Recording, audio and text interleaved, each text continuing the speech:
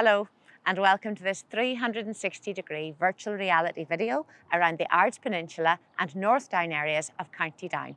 We're going to be tracing the history of the Ulster-Scots settlers who have made this place their home over the last 4 centuries, thinking about their culture and their lifestyle and their heritage. Now, the scene that you're looking at has been captured with a 360-degree camera, and that means that you can look all around with me using your mouse at home or a VR headset. Today we are in Bangor, which has recently been awarded city status.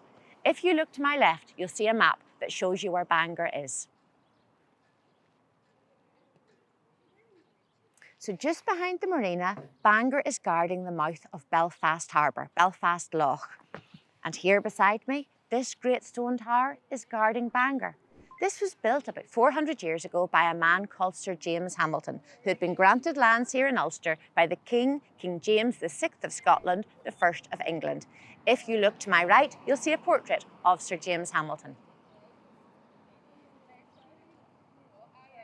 As the new landlord or landowner in this area, James Hamilton wanted to make some money, so he started bringing across settlers. Mostly they were coming over from Scotland.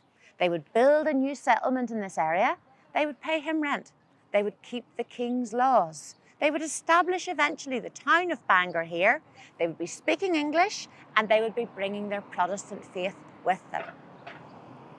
Sir James Hamilton built this great tower, and we can imagine him up on the roof of it surveying his new settlement. It's in the Scottish style of architecture, great thick stone walls, corbelling, which is an architectural feature to hold up the turrets, the battlements up at the top.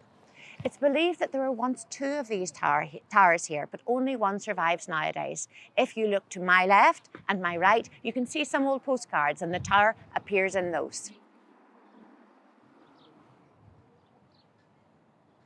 So let's picture Sir James Hamilton and his men in the 1630s, the 1640s, up on the roof of this tower, looking out over the new lands of Bangor.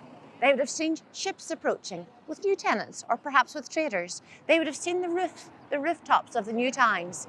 In the distance, they would have heard the bells of the Abbey. Inside then, Sir James would have collected taxes from his traders. He would have collected rents from the tenants. He would have settled any disputes that might have arisen. He would have overseen the arrangements for the markets and the fairs, which he was now allowed to hold under a charter from the king. And in fact, the growing town of Bangor, which now had 80 houses, was able to appoint 2 MPs to Westminster. So it was becoming an important place. Sir James Hamilton was becoming important too. He was now Viscount Clandeboy. He decided to appoint a map maker to kind of chart the progress of his settlement by drawing out detailed maps, showing the landscape, showing the areas where his settlers were building their homes and marking their names. Those wonderful Raven maps, as they're called, done by a man called Thomas Raven, have now been digitised. In fact, they're available for the public to view in the museum here in Bangor. If you look to my left, you'll see the Raven map, which shows Bangor itself at that time and a manor house, which was the home of Sir James Hamilton.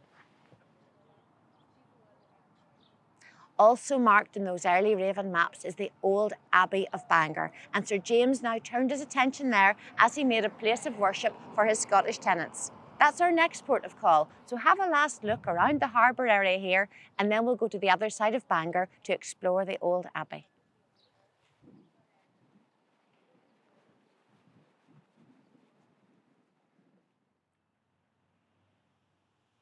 We are now standing on a blustery afternoon in one of the most ancient and special places in Bangor.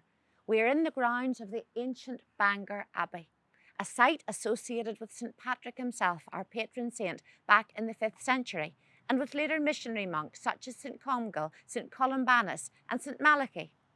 However, by the early 1600s, when the Ulster-Scots settlers arrived here, the ancient abbey was in ruins. The new landlord, Sir James Hamilton, decided to repair this ancient place as a new site of worship for his Protestant settlers. He brought across a master stonemason from Scotland, a man called William Stenners, to rebuild the abbey. He also brought across from Scotland in 1609 the Reverend John Gibson to be the curate of Bangor and the Dean of Down.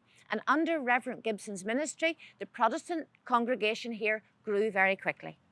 If you look to my left and to my right, you'll see photographs of memorial stones which are inside the abbey and which commemorate both William Stenners, the mason, and the Reverend Gibson. Now, continuing to look around the graveyard here, you can see many burial places of some of the Ulster-Scots settlers who have made their homes here over the centuries.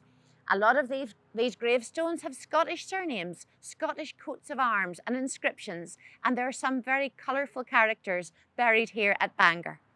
One of those characters lies buried just at the gates at the end of this pathway here leading up to the abbey. W.G. Little, born in 1844, was a prolific author. If you look to my left and my right, you can see the covers of 3 of his novels in particular: Sons of the Sod, Daft Eddy, or The Smugglers of Strangford Lough, Betsy Gray, and The Hearts of Down.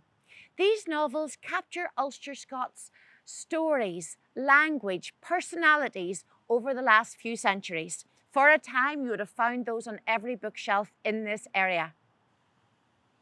I hope this brief visit to Bangor has inspired you to maybe come to County Down and explore this area for yourself. Or you might like to continue now and watch some of the further episodes in this series. Thank you.